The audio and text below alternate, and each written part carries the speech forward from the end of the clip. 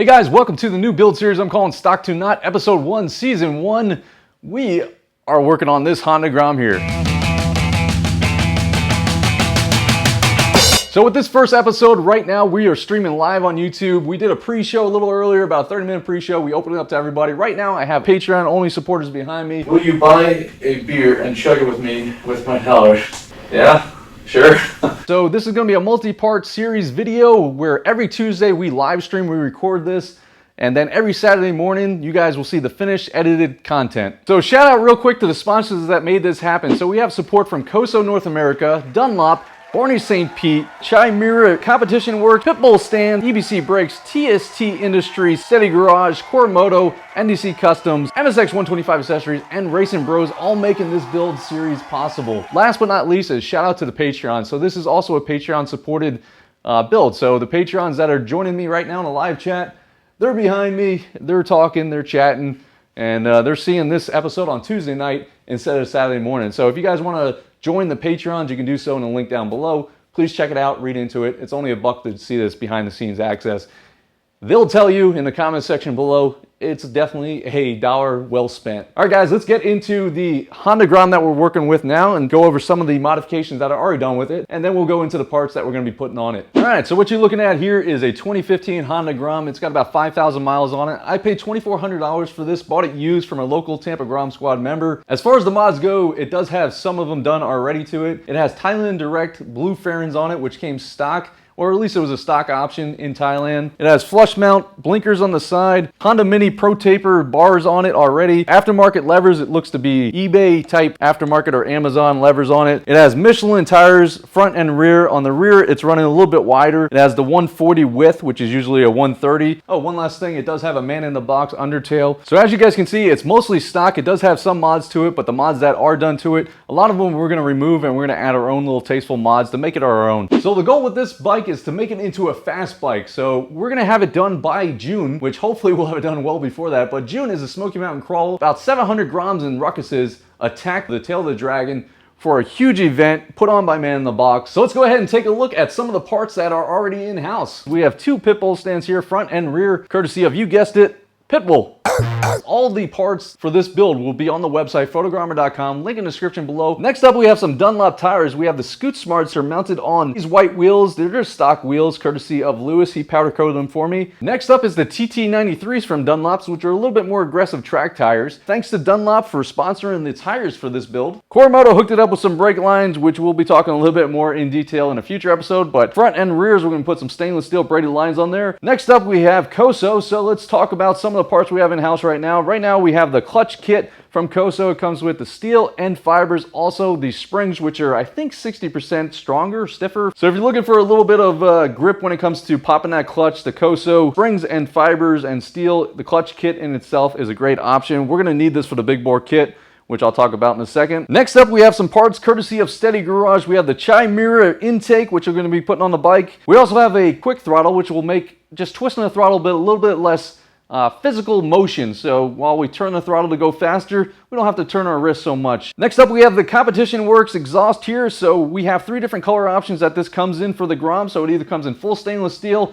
this black insert, which you see right here, or a full black one, but I personally prefer this one right here, so I love that they sent this in. All right, next up we have some frame sliders from TST. If you guys aren't familiar with these, check them out. I run them on the white bike. I've been down multiple times on them. Next up, courtesy of TST again, is these Evo Shorty levers, so we're going to be replacing those stock eBay specials with these buttes. Also courtesy of TST is their undertail, which I'm running on the white bike, so I'm going to go ahead and take off the Man in the Box undertail. Nothing against that, but I want to have 2 of the same undertail, so I'm running that one already on the white bike. Might as well run it on this one, so courtesy of TST, got this beautiful undertail for it. Next up, we have the EBC brakes, the big rotor kit, front and rears, and then we also have some brake pads from them. It comes with an adapter to work with the stock calipers, which I plan on keeping the stock calipers on the bike with the Moto lines and the EBC brakes, rotors, and pads. I feel like we're going to have enough stopping power, so no worries there. To be able to use the PITBULL stands, we're going to use these NDC custom rear adjusters. So these go in and they attach with the spools, so you can actually be able to pick up your bike with the spools and not worry about that stock chain adjuster. Next up, we have some CNC machine spacers. So these are just a little bit more smoother when it comes to free spinning. Next up, I have the Katako side cover, which will help eliminate the oil spinner, so that will eliminate some weight. And then also, enable us to run an oil cooler, which we're going to be doing in the future. A couple of tools that I bought from KOSO is that center lug nut adapter, which you need to be able to take off the spinner and the clutch. Then this gear holder tool, which I never used before, but I've always shoved a screwdriver in there, so I'm looking forward to this to just make the job easier. Let's go ahead and go down the KOSO North America list of parts that they're sending in. Should be here any day. First up, we have the DB03R, which is a cluster gauge. Digital cluster gauge, which is a plug and play for the Honda Grom, so looking forward to that. We also have a Mini 3 air to fuel ratio with the top clamp, a high flow injector, injector adapter, the throttle body, intake manifold, high flow oil pump, the clutch kit, which I mentioned earlier, and then the mother of all big bores, we have the 170cc big bore kit with the 4-valve head on it. Some more parts that aren't here yet but on the way are the Racing Bros internals for the front forks and also the rear shock with damper. Also coming in from Steady Garage is the KOSO oil cooler and the Takigawa slipper clutch. And last but not least, coming in straight from Thailand from MSX125accessories.com, we have some cosmetic upgrades, which I'm looking forward to put on, and I think it's going to tie this bike together real nice. All right, before we go any further, we have to give this guy away. So Mr. Dambo, I've murdered this guy so many times in previous videos. Part of the Patreon goal, the 25 reach goal, was to give this guy away. At 75, giving away my GoPro, 150 giving away EOS M. So I just picked the winner of this. It's number 6 on the Patreon out of 1 out of 25. That's Mr. Nico, so congratulations, Nico. Mr. Dambo's coming out to you. Take better care of him than I have. All right, let's get to the bike. All right, so the first thing I'm gonna do to take this guy apart, take it from stock and start moving it towards knock, I'm gonna knock out that nasty, hideous 2015 first generation exhaust, that high mount. So we're just gonna remove this guy. I never removed this guy before, so all I have is the 2017, so it's the low mount, it's like 1 bolt. I was just looking at it. We got a bolt here, bolt down there, we got the header bolts. So nothing too hard, but we're just gonna take our trusty toolkit here. So I got a Craftsman hoodie, which blends perfectly in with the stand. And yeah, got all my tools.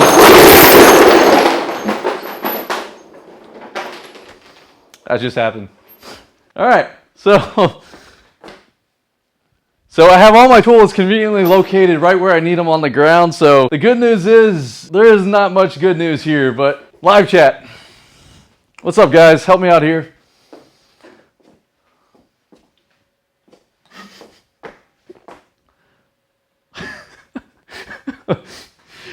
My in-laws gave me this for Christmas. I did the same thing because I usually put it down and I open it up. I am an idiot. There goes that 10 millimeter. That thing just disappeared under the desk somewhere. I was gonna clean it up, guys, but you know what? We're just gonna roll with it. I hope I don't need that one or that one. All right, it looks like so the good thing about Groms is literally, I don't even need these. Hold on, I got everything I need right over here. The good thing about working on Groms, if you haven't worked on them yet, is they take like 4 size sockets, so, or whatever you want to call it. They got 4 size bolts. So they usually have an 8 millimeter for the engine case, a 10 millimeter for some of the internal bolts. I think there's a 12 and then a 14, a 17, 19, I think, on the rear axle, something like that. So anyway, as long as you have these little T-handles, you're good. You can pretty much take this whole bike apart. All right, first off, I'm just gonna start from, I guess from back here. So I got this heat shield over here, which is kind of stopping me from getting in there. So I'm gonna take that guy off. That's an Allen key, so that's a hex bolt. So I got a little kit over here with, this one might actually be it, with ratchet. So yeah, that's perfect. So if you guys only use the Allen keys, I recommend picking up one of these guys. You know, it's just a set of these little socket Allen key hex, whatever, hoodickies. Makes life a lot easier. Unless you drop it on the ground, then not so much. All right, it does look like there's a bolt back here. A regular, looks like a 12. Let's see what we got here. Yeah. Damn. I don't know who was working at Honda this day, but I would not mess with him. Gee, why is this so hard to remove? All right, we're gonna keep that one on there. Oh, that's not for that. That's for something else. Hold on. This should just pop off. There we go. All right, heat shield's off. Dang. All right. Work smarter, not harder. I'll be right back. Forget the T-handles. Get yourself one of these DeWalt. Put a little socket driver on it, and then try to find yourself a 12 millimeter on the ground, and you can get to work. 11.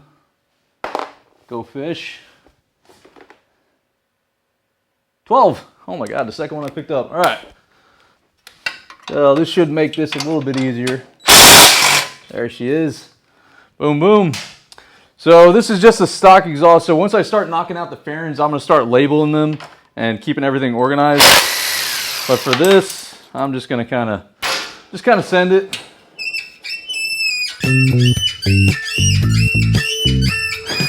Can I get in here with an extender? Oh, is there an extender on the ground? Yeah. No. Yeah. All right. Nice.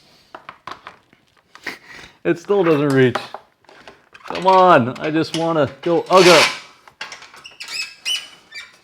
What if I get it from the... Oh, I bet you I can go from the other side. Nice. Okay.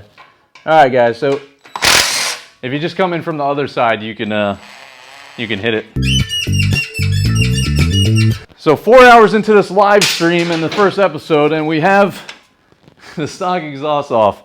We're making progress here. All right, so we got 1 bolt here, 2 guys there. That looks pretty normal. So usually the 17 just hooks up right here. So just give this guy a ugga. It's got that heat shield that's just kind of stopping me from getting in there.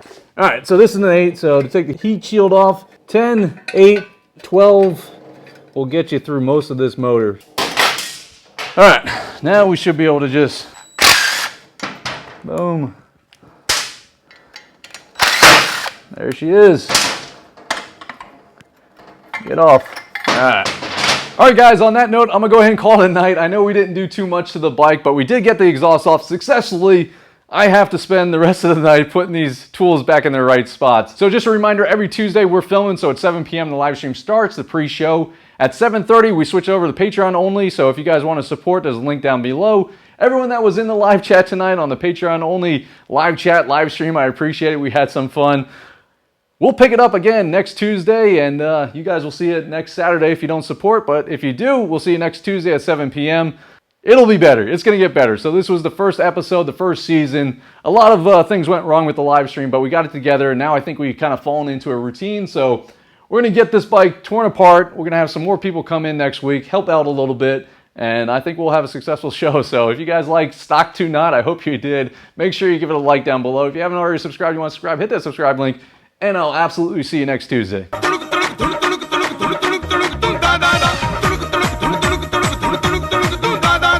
For the people that made it the full live show all the way to the end, we're going to finish with a chug. All right, everybody, put them up. Put them up, boys. All right.